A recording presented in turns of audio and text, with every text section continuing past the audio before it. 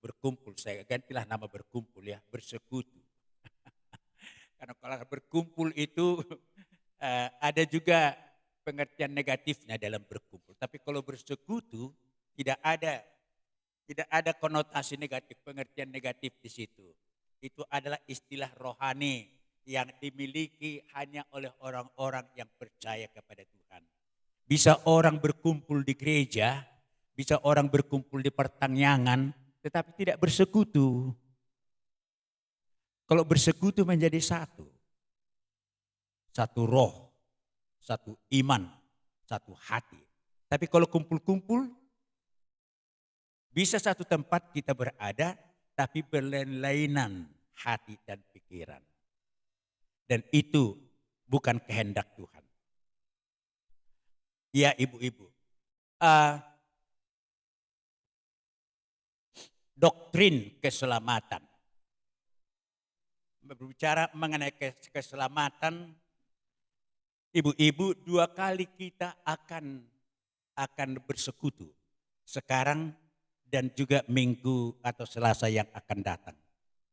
Mengapa setelah sekian lama kita menjadi warga gereja, menjadi orang Kristen, kita kembali mengulangi hal yang paling mendasar.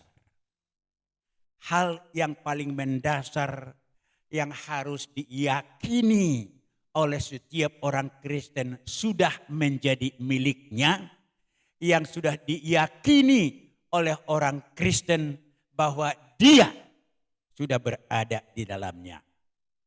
Karena soal keselamatan. Ya. Jadi ibu-ibu, kalau menurut statistik saya sudah kira-kira 5 tahun lalu itu lebih itu statistik itu di seluruh dunia diadakan statistik terhadap orang Kristen, lalu didapati bahwa hanya 5% dari semua orang Kristen yang ada di dunia yang dikatakan orang Kristen Injili, evangelical, Injili. Yang lainnya orang Kristen yang non-Injili. Ya. Yang Injili itu berarti kata Injil.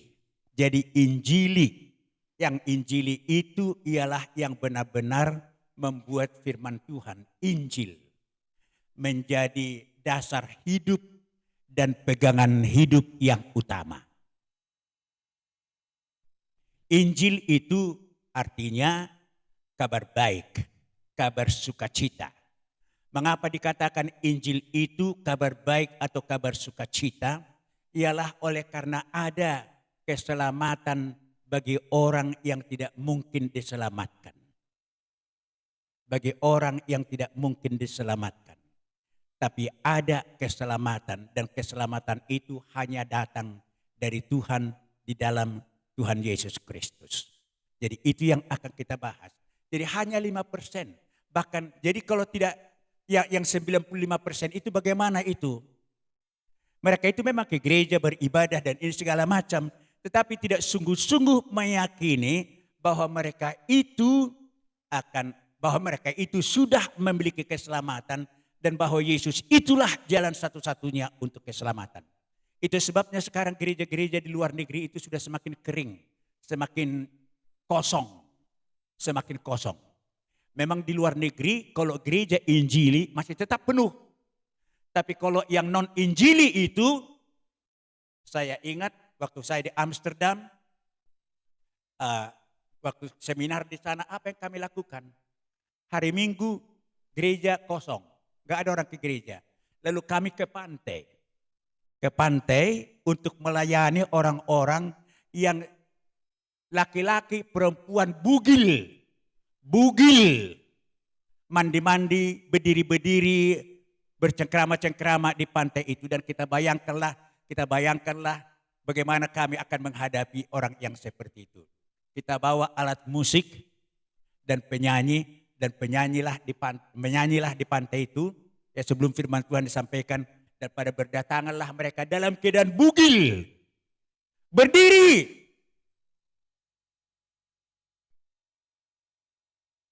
Dan mereka mengatakan mereka orang Kristen.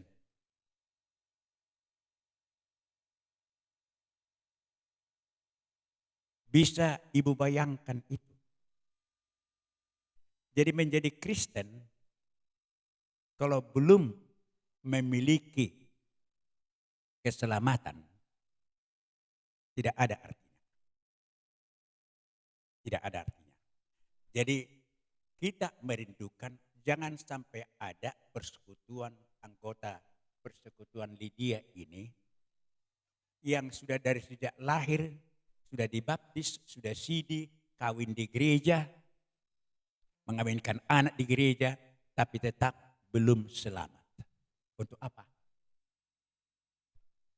Untuk itu, baik sekali kalau 2 kali pertemuan supaya mendalam benar-benar. Jangan sampai ada anggota persekutuan Ibu Lydia ini yang pulang datang dalam persekutuan Ibu Lydia. Berfirmanlah, berfirmanlah Tuhan. Kita katakan ternyata it's only in mouth. Itu hanya di mulut. Ku rindu menikmati sabdamu. Benarkah? Kan seringkali kita bohong kepada Tuhan lewat nyanyian kita kan. Tuhan Yesus si pormahan, au biru nado. Yesus gok diho rohaku, sai ihut tonokuho. Ahon namar Lydia do karejum, nin nama do akakon buru pulon. Kan? Adong adonimu, Lydia. Kan? Kalau reaksinya begitu, apakah namanya benar yang kita nyanyikan tadi? Sai ihut tonokuho. Ya kan? Jadi maksudnya supaya hidup kita itu sepadan dengan perkataan kita. Hidup kita itu sepadan dengan pikiran kita. Hidup kita itu sepadan dengan apa yang akan kita nyatakan. Jangan seperti pengalaman Itoku Buru Simamora ini. Iya.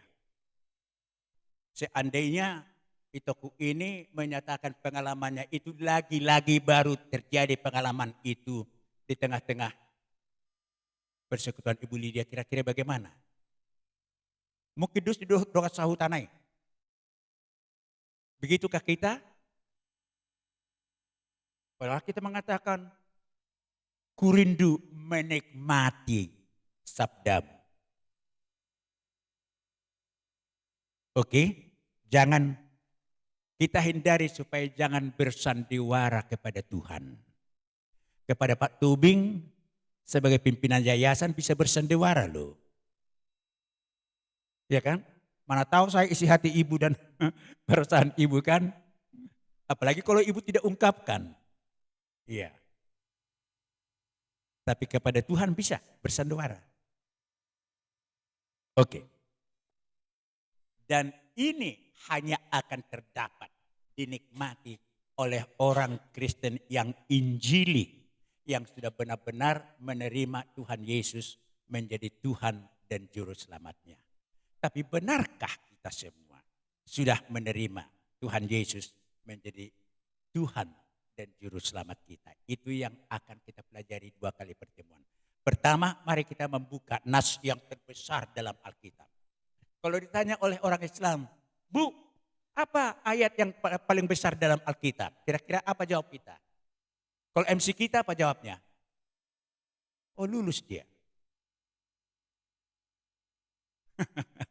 Yohanes 3 ayat 17. Oh 16. Yohanes 3 ayat 16. Oke. Ayatnya, natsnya, ayatnya bisa tahu. Natsnya tahu. Oke. Karena begitu besar ya. Boleh nyontek dulu. Karena tidak ada anggota Ibu Lydia yang belum bisa luar kepala ini. Ayat ini. Karena ini ayat terbesar dalam Alkitab. Oke. Karena begitu besar. Ya. Karena atau sebab? Karena. Itu. Karena begitu besar. 3 bisa nyontek dulu ya. Bisa baca Alkitabnya. 3 ya.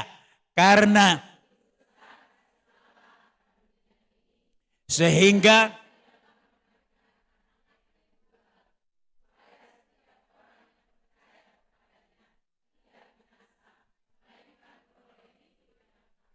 yang 50 tahun ke bawah. Yang berumur 50 tahun ke bawah. 3 ya. Karena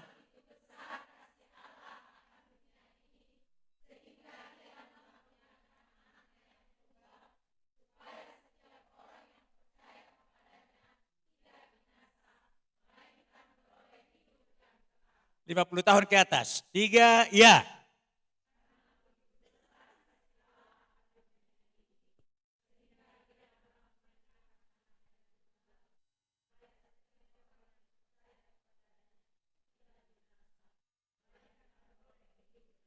Ya, sudah makin lemah ya. Ingatan pun sudah makin lemah juga, maka nyontek juga. Ya kan? Sekarang tanpa nyontek. Tanpa nyontek. Oke? Karena 3 ya. Karena begitu besar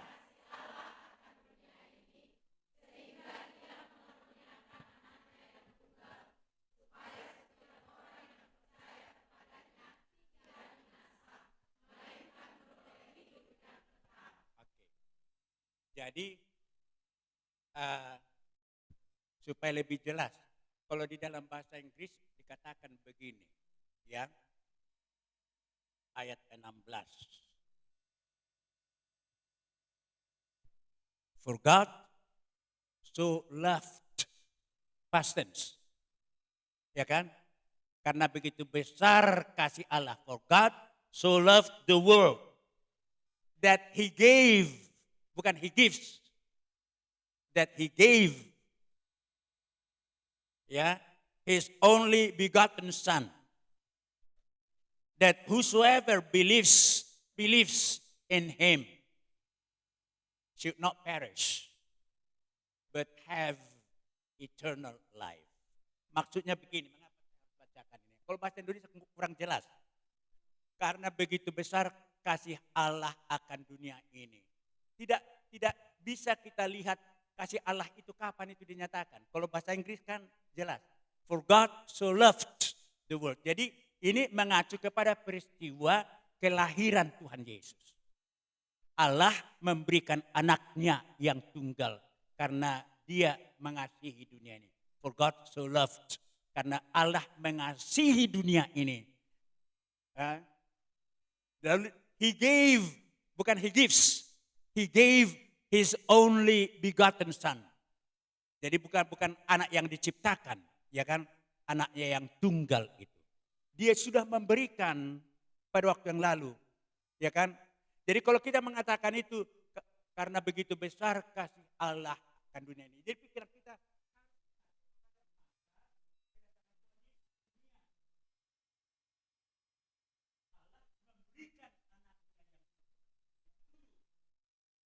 bagian kalimat berikutnya, so that whoever believes in Him.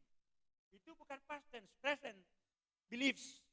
Jadi artinya orang yang percaya sebelum lahir Tuhan Yesus, dari manusia dalam perjanjian lama, dan manusia pada zaman Tuhan Yesus, dan manusia sekarang, yang percaya kepadanya tidak binasa. Kan hebat kali kan? Banyak orang berpikir Yesus lahir ya pada tahun pertama. Jadi sebelum Yesus lahir manusia yang lama.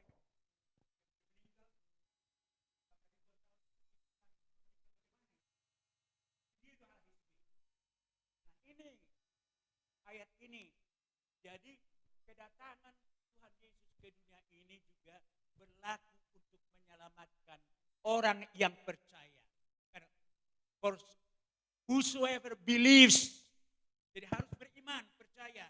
Jadi siapa saja yang percaya, manusia sebelum lahir Yesus, tapi yang sudah mendengarkan janji tentang datangnya Yesus nanti ke dunia ini, dan Yesus setelah datang ke dunia ini, iya, dan manusia yang setelah Yesus sudah naik ke sorga, kita sekarang ini kalau percaya kepada Yesus, sama saja kita dengan manusia-manusia yang yang sudah lahir sebelum Yesus datang. Kalau percaya kepada Yesus, jadi fungsi kedatangan Tuhan Yesus ke dunia ini menyelamatkan orang yang percaya kepadanya sebelum dia datang dan orang yang percaya kepada dia setelah dia datang, yaitu kita. Itu sebabnya kita ketemu dengan Abraham, Elia dan Musa nanti. Karena sama-sama percaya kepada Yesus. Jadi jelas itu. Jadi kalau bahasa Indonesia kan kurang jelas itu kan. Artinya cakupan orang yang diselamatkan itu siapa? Oke. Ada dua kata yang sangat penting yang menjadi alasan mengapa Allah mengutus anaknya yang tunggal. Yaitu kata yang pertama itu supaya barang siapa yang percaya kepadanya tidak binasa. Jadi kata binasa. Jadi kata binasa. Karena begitu besar kasih Allah akan dunia ini, sehingga yang percaya kepadanya tidak binasa. Berarti dunia ini berada dalam kebinasaan. Maka Yesus datang. Kalau Yesus tidak datang, berarti semua manusia, mulai dari Adam sampai kepada cucu cicit Musa itu kemudian nyari, yang bakal lahir akan binasa. Tidak ada yang tidak binasa.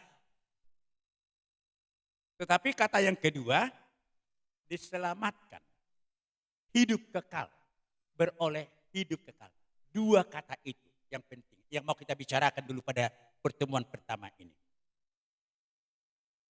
Jadi ibu-ibu, sasaran kasih Allah ialah semua manusia. Kata dunia itu bukan berarti tumbuh-tumbuhan dan hewan, tapi hanya manusia. Karena begitu besar kasih Allah akan dunia ini. Artinya semua manusia. Orang Yahudi, orang Negro, orang Batak, orang Cina, orang Mandailing. Jadi kalau kita pun berpikir sekarang, Madura Islam ini, sekarang Indonesia ini mayoritas Islam. Mereka semua adalah merupakan objek daripada cinta kasih Tuhan. Karena mereka termasuk manusia yang ada di dunia ini. Jadi tidak ada satu orang pun, jangankan satu kelompok. Jangankan satu suku atau satu marga. Tidak ada seorang manusia pun yang tidak menjadi sasaran cinta kasih Tuhan. Jadi kalau ditanya ibu, dihaholongi Tuhan Yesus doho. Aduh halusmu. Dihaholongi doh. Aida kubo tamang dah ayamada, songon ayamata ho nama bukuliau do, biar holong Tuhan Yesus tuau. Anak fokus songon do ini begini-begini. Dihaholongi Tuhan Yesus doho. Dihaholongi Tuhan Yesus do halak negroan. Dihaholongi semua manusia dikasihi Tuhan. Karena apa? Karena begitu besar kasih Allah akan dunia ini. Semua manusia. Jadi termasuk orang yang paling ibu benci. Coba pikirkan sekarang dulu. Siapalah ibu orang lain atau orang yang paling ibu tidak sukai? Ada. Pasti ada. Ya. Karena menyakiti hatimu kan, malah mengatakan inden itu. Ya.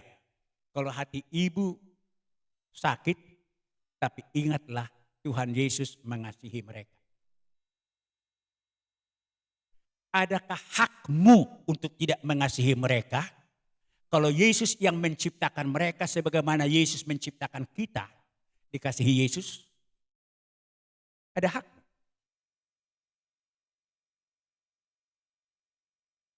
Tidak ada hakmu. Sekarang minta ampunlah kepada Tuhan. Bayangkan orang itu dulu. Tolong berdoa sejenak, sebutkan namanya. Tuhan ampuni saya. Pendek saja, Tuhan ampuni saya tidak suka dengan si anu itu. Amin.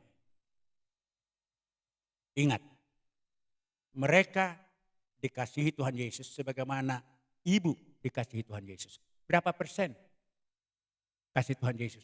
Kasih Bapak sama Ibu?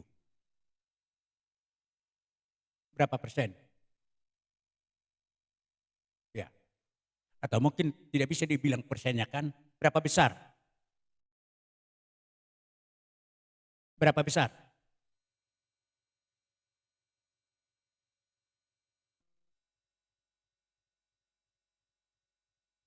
Ya. Kalau hutang ibu kepada Pak Tubing 50 juta. Dan ibu tidak bisa membayar apa yang 50 juta itu. Lalu saya keluarkan cek dari kantong saya. Cek saya sendiri. Saya tulis 50 juta. Saya tanda tangani. Saya berikan kepada ibu. Supaya mampu ibu membayar hutang ibu. Bukan supaya ibu kantongi itu. Supaya mampu ibu membayar hutang ibu. Karena ibu sama sekali nggak bisa. Jadi berapa besarkah kasih saya kepada ibu? Sebesar yang 50 juta itu kan. Jadi kalau Allah Bapa memberikan anaknya yang tunggal karena kasihnya. Berapa besar kasih Allah kepada ibu? Sama dengan kasihnya kepada Tuhan Yesus. Kalau kita ingat itu selalu dalam hati dan pikiran kita, itu merguling-guling kita begini. Kenapa sebentar-sebentar kita terus gampang sakit hati? Terus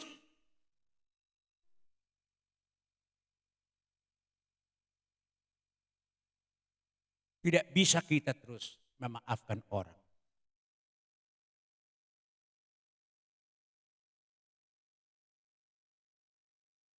Tapi karena apa?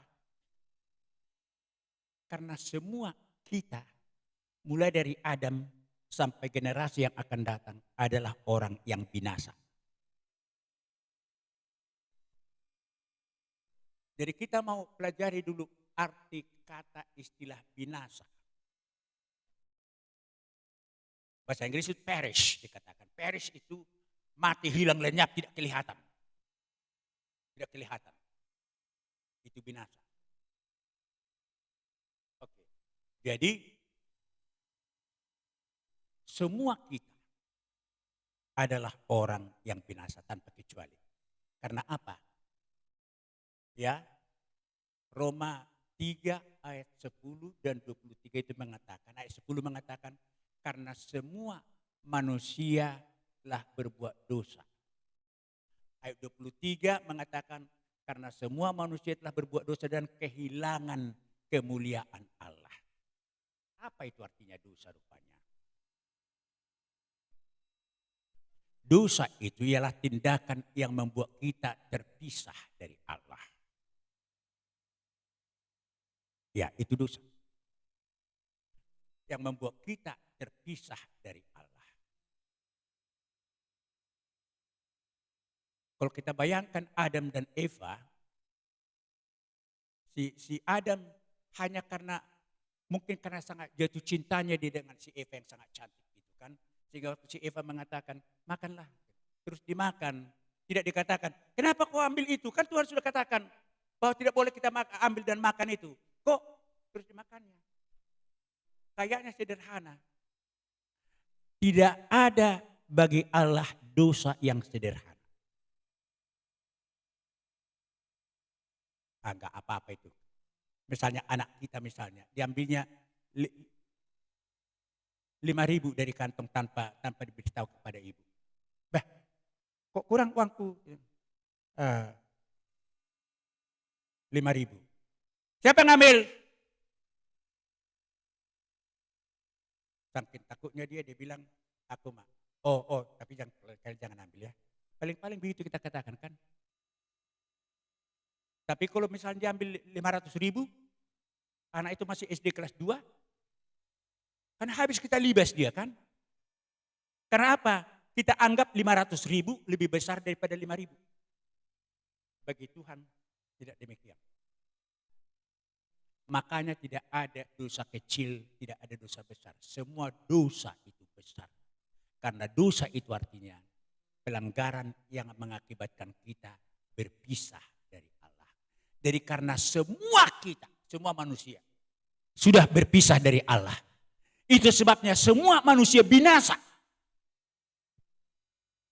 Jadi Jadi jangan ibu pikir, ah, binasa. Aku enak sekarang.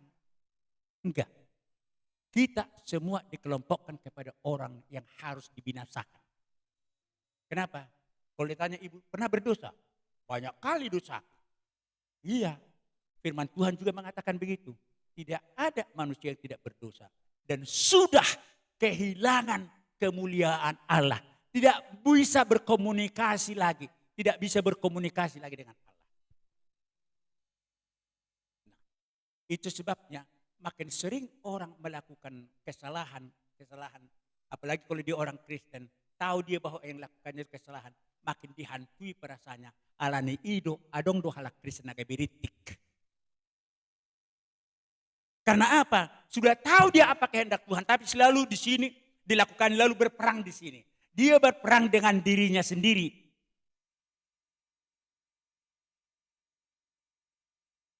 Ada maceringgas tuh gari HP geberit, bah. Iya.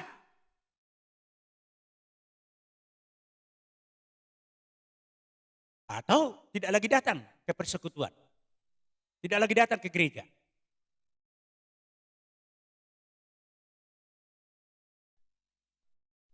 Jadi apapun alasan kita mengatakan, ya minggu depan ada meradat anakku baca persiapan jadi udang roda.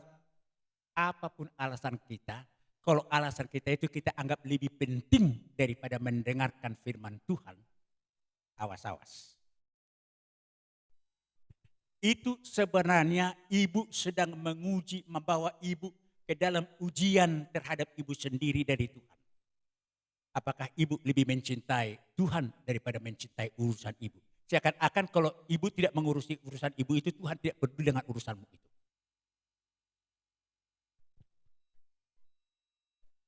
Urusanmu itu lebih penting bagi Tuhan daripada urusanmu itu lebih penting bagi ibu. Salah satu contoh. Ya. Cari makan. Hari itu saya katakan kepada seseorang, kalau kau tidak pergi rupanya hari ini karena beribadahan, kau merasa rugi. Iyalah, harusnya saya hari ini dapat sekian. Apakah besok tidak bisa Tuhan memberikan 3 kali lipat, 4 kali lipat dari apa yang harusnya kau dapat hari ini?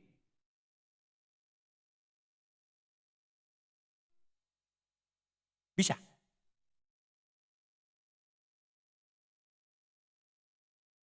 Nafas kita itu sejengkal pun itu di tangan Tuhan.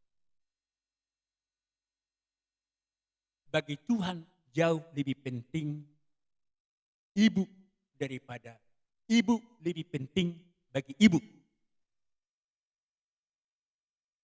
Coba dulu. Itu ini untuk menolong gurunya. Kenapa enggak jadi bunuh diri?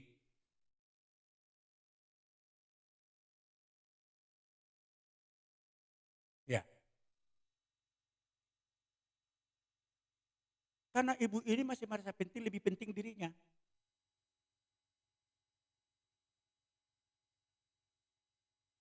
Sudah begitu kalut. Kekalutan itu tidak harus begitu hancurnya. Seandainya lebih cepat ibu ini datang dan mengandalkan Tuhan di dalam situasi itu. Tapi harus dialaminya juga sampai mau bunuh diri. Karena mengikuti hati dan pikirannya dengan masalah itu, karena masalah itu. Apakah masalah itu tidak jauh lebih penting bagi Tuhan Yesus?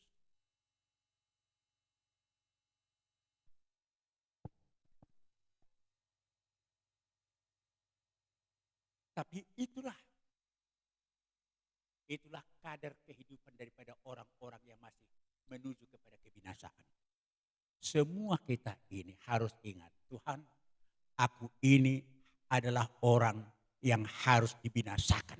Memang binasa, itulah bagian saya. Tetapi karena Engkau mengasihi aku,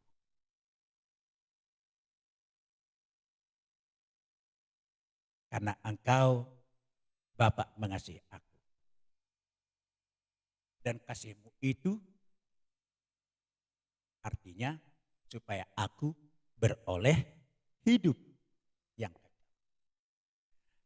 pengertian Tuhan tentang dua kata binasa atau mati. Dus dua kan mati atau binasa. Dan hidup itu berbeda dengan pengertian kita. Kalau kita mengatakan mati, itu berarti tidak bernafas lagi kan? Pegang pulsanya, nggak ada lagi, sudah. Buat kamu mau mula kon, jangan dong bion. Sudah mati.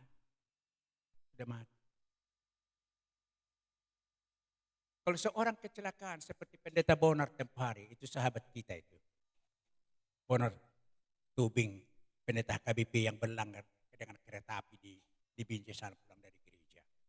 Dengan dua mahasiswanya itu. Jadi saya bilang, jadi si Bonar bagaimana? Selamatnya dia. Karena tidak mati di rel kereta api itu, masih bisa dibawa ke rumah sakit. Ya kan? Jadi di rumah sakit, jadi si Bonar bagaimana sekarang? Masih di rumah sakit. Sebentar lagi, kira-kira 3 hari lagi datang kabar, mati si Bonar. Kenapa? Karena tidak bernafas lagi. Jadi bagi kita, mati artinya tidak bernafas lagi. Selamat atau hidup itu artinya masih bernafas. Biado selamat di mana? Selamat di mangulu di mana? Alai songonon. Maponggol do pak, misalnya begitu kan. Tapi selamat kok dia masih hidup. Itu bagi kita selamat. Jadi bagi manusia, mati itu artinya tidak bernafas. Hidup artinya masih bernafas. Bagi Tuhan beda. Itu yang harus melekat di sini. Bagi kamus Tuhan, kata mati itu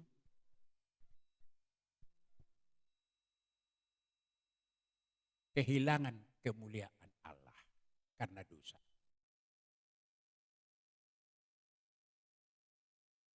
Maka kita harus binasa semuanya. Tapi supaya jangan binasa, supaya beroleh hidup yang kekal. Jadi yang mati tidak bernafas bagi Tuhan, bukan itu artinya mati bagi Tuhan. Mati itu artinya berpisah dari Allah oleh karena dosa. Makanya orang yang masih belum di dalam Tuhan dikatakan itu mayat-mayat bergerak. Mayat-mayat beraktivitas. Jadi ada mayat yang kawin, dipestakan besar di sana. Ada mayat yang ingin jadi presiden. Ada mayat ingin jadi menteri. Karena apa? Mayat itu kan sangat menakutkan kan. Coba ada orang yang meninggal, ya kan? Meninggal tiba-tiba bangkit. Kira-kira bagaimana kita? Kejibolangon dohita kan? Ya larilah kita jibolangon karena ada mayat tiba-tiba hidup lagi. Kita bilang gitu. Karena itulah makanya orang yang mati di dalam Tuhan hidupnya itu sangat menakutkan. Menipu, korupsi, memperkosa dan ini segala macam. Segala macam itu dikerjakannya. Hidupnya sangat menakutkan. Karena apa? Karena orang itu adalah orang yang terpisah dari Tuhan. Mati. Jadi mati menurut kamus Tuhan bukan berarti tidak bernafas. Yang tidak bernafas tapi tetap dia berada di luar Tuhan. Dan yang masih bernafas sekarang tapi tetap di luar Tuhan. Semua sama-sama mati. Itu sebabnya tempat orang ini pun beda. Kalau orang yang tidak percaya kepada Tuhan Yesus itu tidak bernafas lagi, kita harus bawa ke kuburan sana. Bukan di kuburan sana itu, badannya ini yang di kuburan sana. Tapi jiwanya di Hades. Atau Sheol. Kalau bahasa Batak, Alkitab selalu dikatakan benua toru. Bukan neraka itu. Tapi Sheol atau Hades itu ialah tempat orang yang tidak percaya kepada Tuhan Yesus. Yang sudah meninggal. Menunggu penghakiman datang dari Tuhan Yesus untuk dibangkitkan dari Sheol atau Hades itu lalu dicampakkan ke neraka bersama-sama dengan si iblis. Jadi semua orang yang sudah meninggal dan yang masih hidup tetapi tetap tidak mau percaya kepada Yesus akan ke Sheol. Jadi Sheol itu atau Hades itu seperti pintu gerbang neraka itu. Ya, seperti orang yang kaya yang meninggal yang hanya kasih Lazarus dengan remah-remah roti yang jauh dari mejanya itu. Dilihatnya si Lazarus itu di pangkuan Abraham. Sakit kali kurasa di sini, suruhlah si Lazarus itu menaruh tangan jarinya ke air dan meneteskan ke lidah saya ini supaya saya merasa enak karena sakit kali di sini. Ya. Jadi dengan kata lain bahwa semua kita harus ke Sheol. Tapi karena kasih Tuhan, Tuhan menghendaki kita jangan seorang pun yang binasa ke Sheol. Jadi itu arti mati bagi Tuhan, ya kan? Jadi yang tidak percaya kepada Tuhan, yang sudah meninggal dan yang masih hidup ini dan tetap tidak percaya kepada Tuhan, itu mati di hadapan Tuhan. Hidupnya itu menakutkan. Hidupnya itu sangat menakutkan. Jadi kalau di negara kita ini macam-macam, kita lihat apalagi habis pemilu ini, macam-macam. Karena apa? Karena politik kita ini sangat menakutkan karena orang-orang menjadi pelaku politik kita itu adalah orang-orang yang akan ke Sheol kalau tidak percaya kepada Tuhan Yesus. Nah, hidup bagi Tuhan Yesus, hidup itu bukan karena bernafas. Makanya di dalam Yohanes 11 ayat 25 itu kepada Marta dan Maria dikatakan, bukankah aku katakan sudah kepada kamu bahwa akulah kebangkitan dan hidup.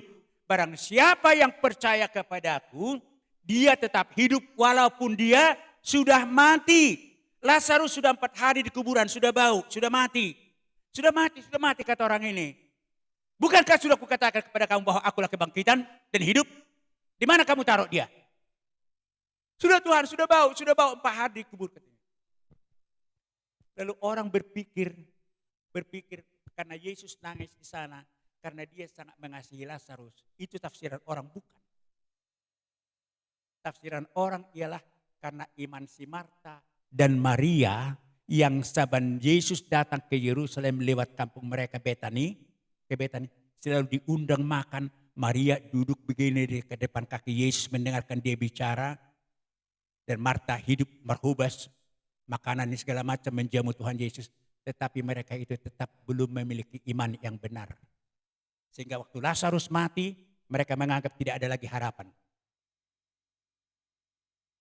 Tapi Yesus mengatakan, di mana kamu kubur dia? Tanpa dipegang Yesus, dikatakan, Lazarus, bangkit kau. Bangkit. Jadi yang tidak bernafas pun, yang sudah mati menurut kita, bagi Yesus kalau dia beriman, bukan mati. Itu sebabnya kepada orang yang di sebelah kanan Tuhan Yesus itu, Yesus mengatakan, hari ini engkau bersama-sama dengan aku di Firdaus. Paradise, paradiso. Tak surgudupei. Paradise itu pintu gerbang surga. Semua orang yang percaya yang sudah meninggal ada di Firdaus. Bukan di Gajah Mada. Oh, di mana Gajah Mada? Bukan di Gajah Mada. Bukan di Belubis, ya kan? Tapi di Firdaus. Dan kita yang percaya kepada Yesus, kita adalah warga Firdaus walaupun kita masih di sini sekarang. Ya, warga Firdaus kita karena pasti ke Firdaus. Ya, makanya saya katakan tadi, salah dua dini halak bataki. Nungalo awo Tuhan. Oke, dan selebihnya itu kan. Dan akhirnya kan. Rade mabain inganaki. Alana lujo di bana di Portibiol, di pengen di bana sarade inganan di bait Tuhani. Bukan begitu. Sekarang pun sudah di paradis Tuhan, tempat kita kau di sana. Aku pergi untuk menyediakan tempat bagi kamu, kan kata Tuhan Yesus. Jadi bukan karena sudah capek kita, sudahlah aku tinggalkan lebih sudah capek kali aku. Bukan, nama Dele do Warni. Bukan orang percaya itu, Madeli bukan orang percaya. Alai kita senang pergi, oleh karena memang jauh lebih enak bersama dengan Tuhan Yesus daripada tinggal di Parhorsi Kanon. Dalam pergumulan-pergumulan ini. Tapi kita mau meninggalkan dunia ini bukan karena Madeli. Tapi memang lebih enak kok bersama dengan Tuhan di sana. Makanya jangan terlalu banyak nangis kalau yang dikasihi meninggal. Orang dia pergi ke tempat yang jauh lebih baik kok. Dan yang ditinggalkan itu, nama balu itu bukan berarti tinggalkan Tuhan. Ya kan? MC kita ini bukan ditinggalkan Tuhan. Makin hebat dia setelah mabalu dia. Jangan tulang. Jadi siapapun yang mabalu di sini akan selalu menyesali hidupnya mengapa cepat dia ditinggalkan karena tidak kenal Tuhan.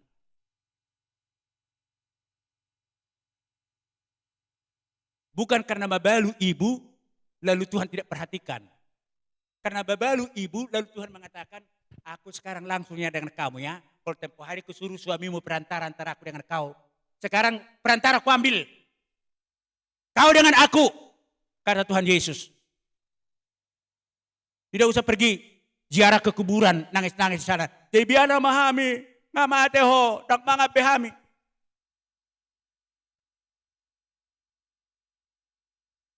Kalau masih begitu-begitu sikap hidup kita, perilaku kita dalam hidup ini, berarti kita belum benar orang beriman di dalam Tuhan. Sudah selamat? Belum.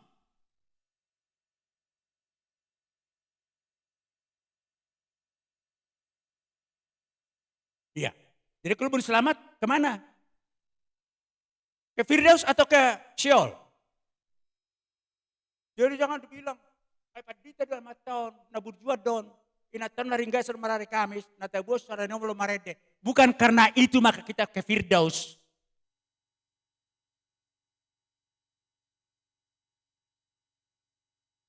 Iya. Jadi di neraka banyak pendeta. Situ pun nagudakan di neraka. Iya kita terus terang aja. Aku mau terus terang. Saya rindu kali dan selalu berdoa. Jangan ada orang yang datang beribadah di EPDPA ini yang masih tetap hidupnya. Hidup yang lama. Badannya selalu datang di sini. Tapi dia masih tetap hidup yang lama. Belum selamat. Padahal untuk keselamatan itulah maka dia mengutus anaknya. Mengutus. Tapi kalau bahasa ini tadi, he gave. Dia memberikan anaknya. Memberikan anaknya yang tunggal itu. Supaya barang siapa yang percaya kepada yang tidak binasa. Melainkan beroleh hidup yang kekal. Jadi Tuhan begitu besar mengasihi kita. Begitu besar. Kalau anaknya yang tunggal sudah diberikan, saya tanya ibu dulu. Kalau anaknya yang tunggal disuruh datang dari sorga, meninggalkan sorga, meninggalkan kemuliaannya di sana, dilayani malaikat-malaikat semua, bisa saja disuruh oleh Yesus yang namanya Logos, ya kan firman. Waktu belum menjadi manusia dia, Logos dia kan firman. Yohanes 1. Pada mulanya adalah firman. Ya. Jadi kan dia dilayani malaikat-malaikat di sana. Bisa saja disuruh pergi malaikat itu satu pergi entah kepada siapa bicara. Sama seperti pergi kepada Maria, kepada Yusuf. Disuruh malaikat bisa. Tetapi tidak. Kalau hanya malaikat disuruh datang kepada kita, tidak begitu besar kasih Allah. Tapi anaknya yang tunggal. Satu-satunya. Coba kita bayangkan. Hargaku, Victor Tobing, selalu saya katakan, Victor, hargamu sama dengan harga Tuhan Yesus di mata Bapa.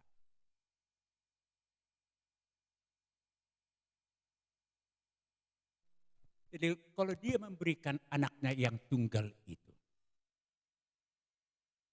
Kalau itu yang paling berharga. Bagi dia itu yang paling berharga. Apakah misalnya memberikan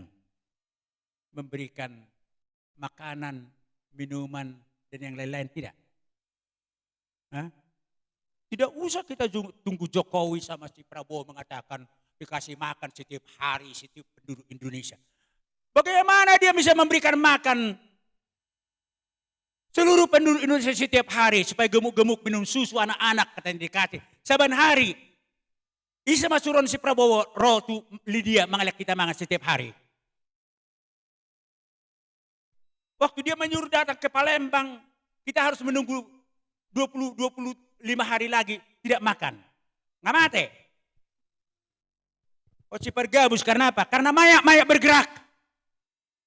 Banyak janji. Masyarakat Indonesia akan makmur. Sehat-sehat semua, makan setiap hari gratis. Loh.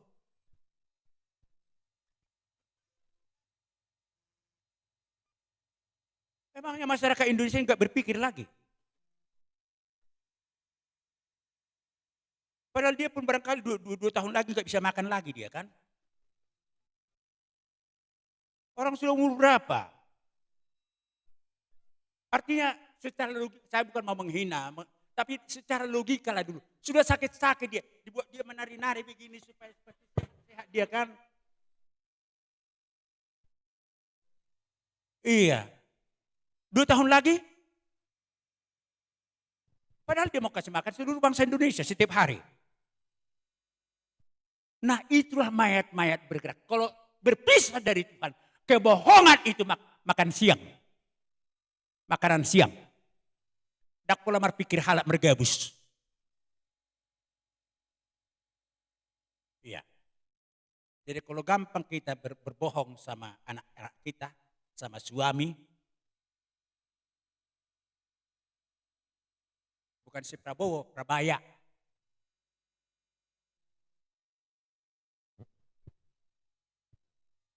Iya.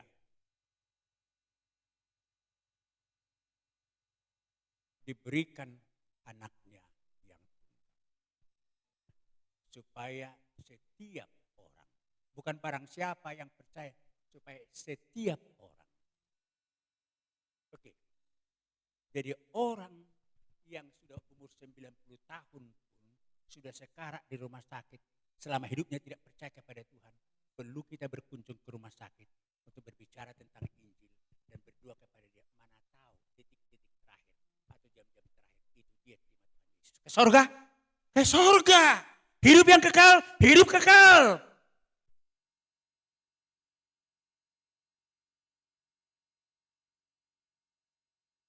Iya. Atau bayi kecil. Bayi itu kan berdosa kan? Bukan seperti kata Aristoteles itu sama seperti kertas yang putih yang belum ada cacatnya apa-apa. Apa yang kita tulis di atas kertas itu, itulah yang akan kelihatan di kertas itu katanya.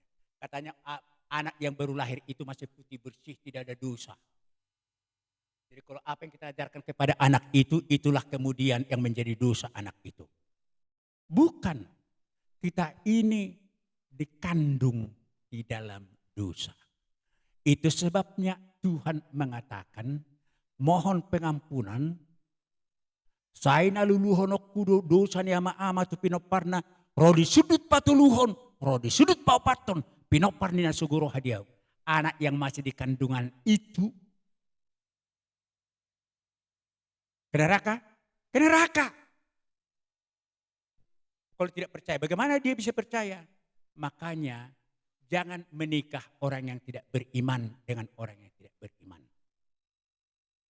Makanya gereja harus sibuk mengadakan pelayanan pranikah supaya laki-laki dan perempuan yang akan menikah itu sudah percaya kepada Tuhan dan diampuni, menikmati pengampunan dari Tuhan, baik dosa yang diwarisi dari nenek moyangnya, baik dosa yang dilakukannya secara pribadi.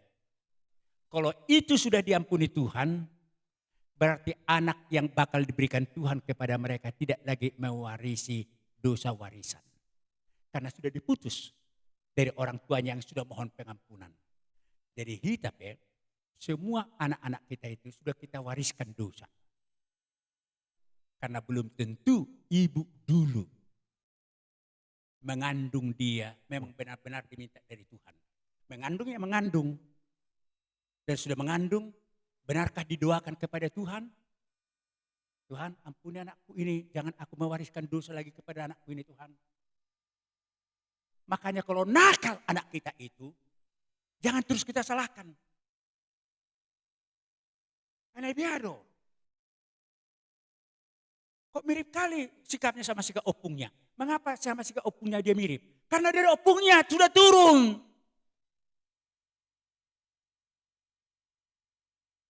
Jadi dosa yang diselesaikan oleh Tuhan ialah dosa yang kita warisi dari nenek moyang kita dan dosa yang kita lakukan sendiri. Jadi kita harus mendoakan itu. Jangan berdosa doa Tuhan. Seakan-akan hanya dosa kita. Enggak. Makanya Mazmur 136 itu mengatakan, kemanakah aku akan melarikan diri dari depanmu Tuhan. Kalau aku membuat tempat tidurku di bawah laut yang terdalam sekalipun engkau ada di sana. Kalau aku terbang lebih cepat dari cahaya matahari, kau sudah ada di sana. Kemanakah aku bisa melarikan diri daripadamu? Bisa. Enggak ada di antara manusia yang bisa melarikan diri dari Tuhan.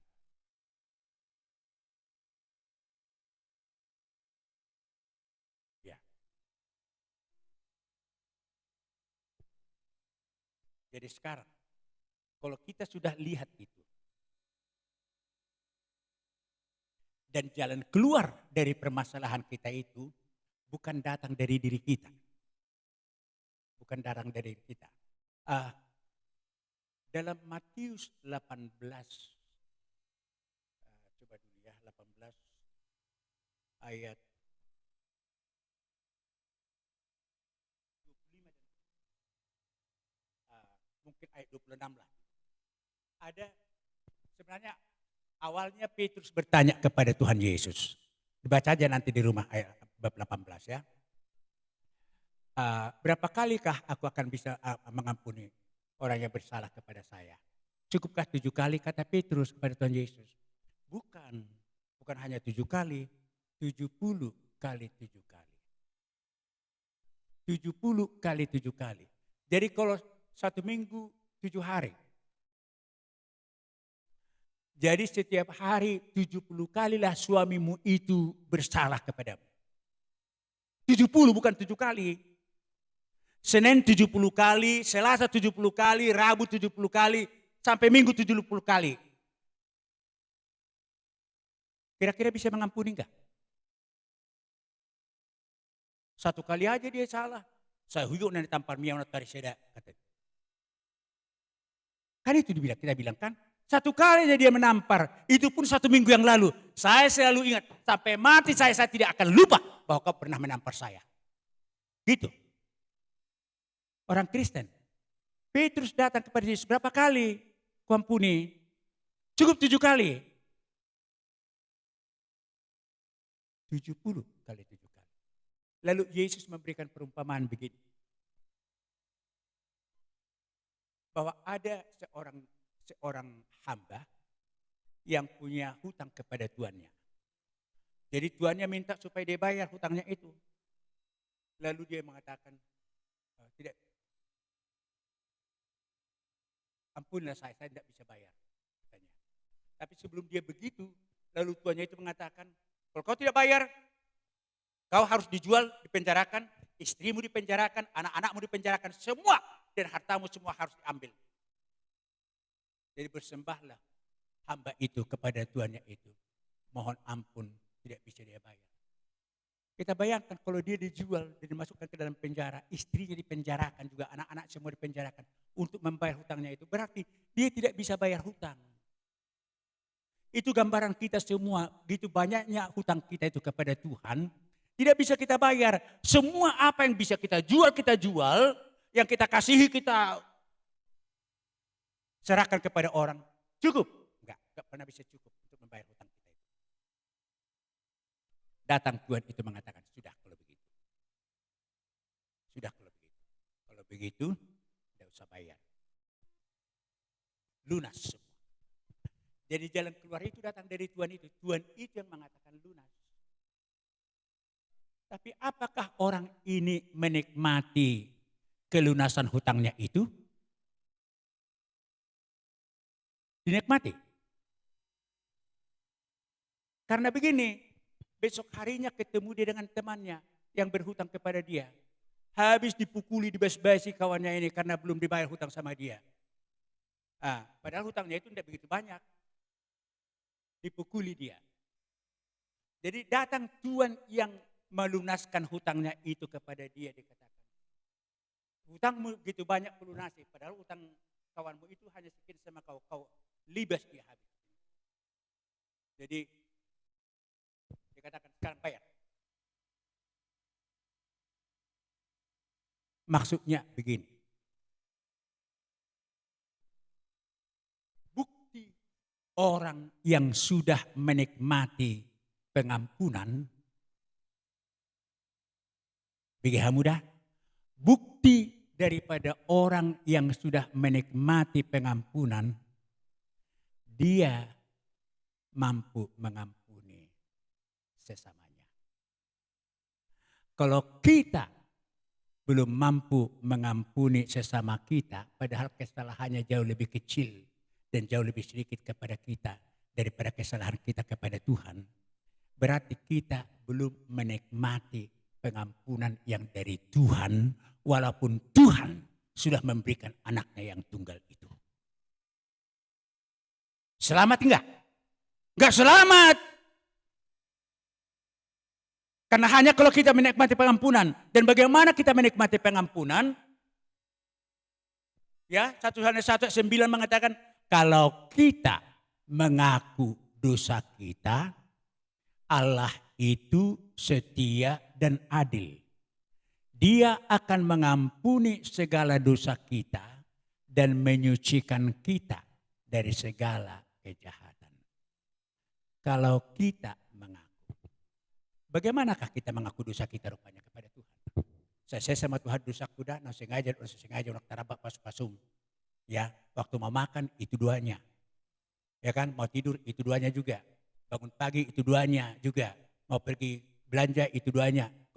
Kalau berdua mau pergi belanja misalnya kan. Ya kan? Berdua mau pergi belanja.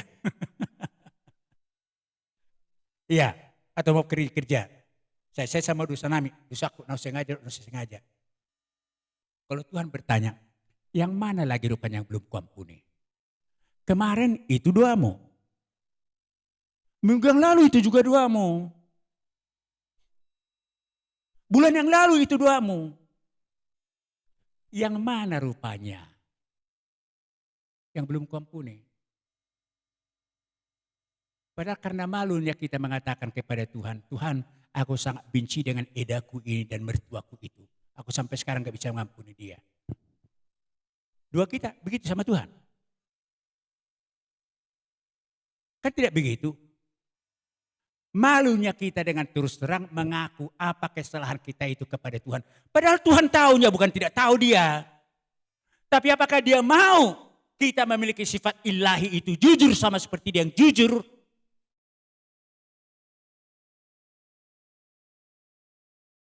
Jadi tolong ibu-ibu, perbaiki sikapmu berdoa. Pengakuanmu kepada Tuhan harus jelas. Kecuali kalau ibu tidak ingat lagi. Boleh dikatakan aku tidak ingat lagi Tuhan. Dosa masa kecilku tidak ingat lagi. Yang kuarisi dari opungku pun tidak kuarisi. Saya tahu dukun-dukun ya opungku. Mana tahu dibawa orang tuaku ke dukun-dukun dulu. Tuhan ampuni. Tapi sepanjang yang ibu ingat kesalahan ibu, bilang sama Tuhan. Jangan hanya katakan, di bawah tohoro Tuhan selalu nadusaki. Memang Tuhan tahu kok. Siapa bilang Tuhan tidak tahu? Tapi apakah kita serius kalau kita tahu bahwa dosa itulah yang membuat kita terpisah daripada Allah? Sekarang kalau kita mengaku dosa kita, Allah itu setia dan adil. Bagaimana setianya? Dia mengampuni segala dosa kita. Adilnya menyucikan kita dari segala kejahatan. Kalau disucikan tidak diingat-ingat, sudah dilupakan. Makanya Yesus harus mati. Minggu depan kita, mengapa harus Yesus yang mati? Itu minggu depan. Iya. Jadi sekarang kita harus berpikir, apakah aku ini Tuhan memang sudah selamat? Karena itulah yang paling mendasar di dalam kebutuhan kita. Menjadi orang yang selamat. Selamat itu artinya sudah menjadi milik Tuhan. Kalau meninggal pun tetap milik Tuhan. Di Firdaus. Di pangkuan Abraham.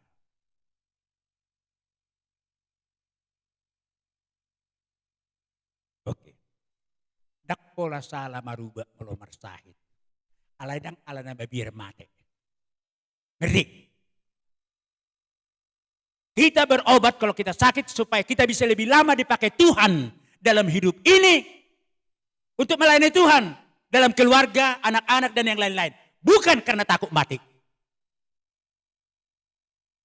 Karena orang percaya tidak mati lagi.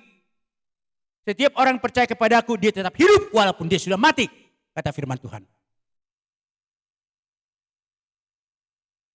Oke. Jadi kalau masih rasa berat mati, jangan-jangan karena masih tetap belum menikmati pengampunan dari Tuhan.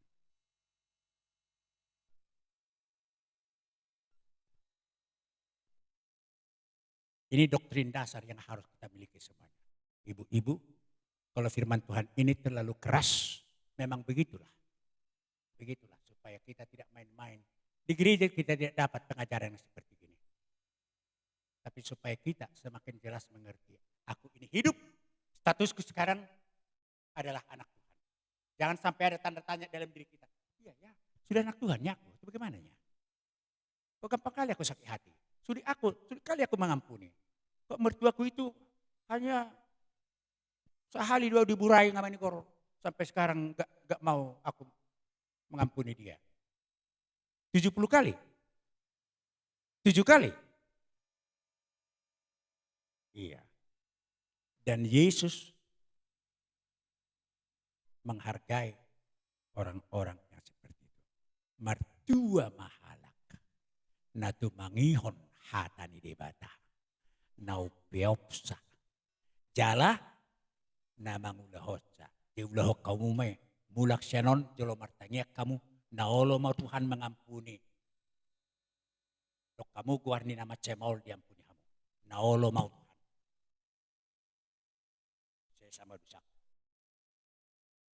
Amin. Mari kita berdoa. Terima kasih Tuhan.